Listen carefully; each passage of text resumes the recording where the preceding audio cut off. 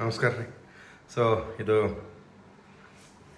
ಕಬ್ಬಣ ಮತ್ತು ಜಂಗ್ ಅಂತೇಳಿ ತೂಕ ಹಿಡಿತದ ಅಂತ ಅದ್ರ ಸ್ಟೋರಿ. ಸೊ ಒಂದು ಸರಪಳಿ ಇರುತ್ತೆ ದೊಡ್ಡದು. ಆ ಸರಪಳಿಗೆ ಆ ಸುತ್ತಿಗೆ ಏಟಿಂದ ಎಷ್ಟೇ ಹೊಡೆದ್ರು ಏನೇ ಮಾಡಿದ್ರು ಏನೂ ಆಗ್ತಿರಂಗಿಲ್ಲ.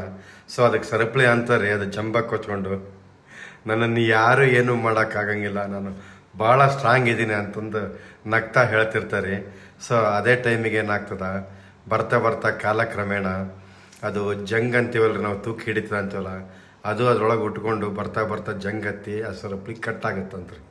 ಆವಾಗ ಆ ಸರಪಳಿ ಕೇಳುತ್ತಂತ, ಏನಪ್ಪ ನೀನು, ನನ್ನನ್ನು ಯಾರು ಏನೂ ಮಾಡೋಕ್ಕಾಗಲಿಲ್ಲ, ನೀನು ಬಂದು ನನ್ನನ್ನು ಈ ಪರಿಸ್ಥಿತಿ ತಂದೆ ಅಂತ. ಆವಾಗ ತುಕ್ಕು ಹೇಳುತ್ತಂತ್ರಿ, ಸೊ ನಾನು ನಿನ್ನೊಳಗಿರೋ ತುಕ್ಕು ಅಂದರೆ ನಿನ್ನ ಜಂಬ, ನಿನ್ನ ಅಹಂಕಾರ, ನಿನ್ನ ಹೊಟ್ಟೆ ಕಿಚ್ಚು ಇವೆಲ್ಲ ನಿನ್ನಲ್ಲಿ ಹುಟ್ಟುಕೊಂಡ್ರೆ ಕೊನೆಯಲ್ಲಿ ಮನುಷ್ಯನ ಪರಿಸ್ಥಿತಿ ಇದೇ ಥರ ಆಗುತ್ತೆ. ಅದಕ್ಕೆ ಹೇಳೋದು, ಯಾವುದೇ ರೀತಿ ಮನುಷ್ಯನಿಗೆ ಹೊರಗಿನವರು ಯಾರು ಏನೇ ಮಾಡೋರು ಯಾರಿಗೂ ಏನು ಮಾಡೋಕ್ಕಾಗಲ್ಲ. ಆದರೆ ನಿನ್ನಲ್ಲಿರೋ ಅಸೂಹೆ, ಅಹಂಕಾರ, ಹೊಟ್ಟೆ ಕಿಚ್ಚು ಇವು ಅಷ್ಟೇ ಸಾಕು ನಿನ್ನನ್ನು ನಾಶ ಮಾಡೋಕ್ಕೆ. ಸೊ ಇದು ಅರ್ಥ ಏನಪ್ಪ ಅಂತಾರೆ, ನಾವು ಯಾವುದೇ ಕಾರಣಕ್ಕೂ ಮತ್ತೊಬ್ಬರು ನೋಡಿ ಜಲಸ್ ಇಟ್ಕೊಳಕ್ಕೆ ಹೋಗಬಾರ್ದು. ಎಲ್ಲ ರೀತಿಯಿಂದನೂ ಎಲ್ರಿಗೂ ಒಳ್ಳೇದೇ ಆಗಲಿ ಅಂತ ಬಯಸಿದ್ರೆ ನಾವು ಮುಂದೆ ಬರ್ತೀವಿ. ನಮಸ್ಕಾರ.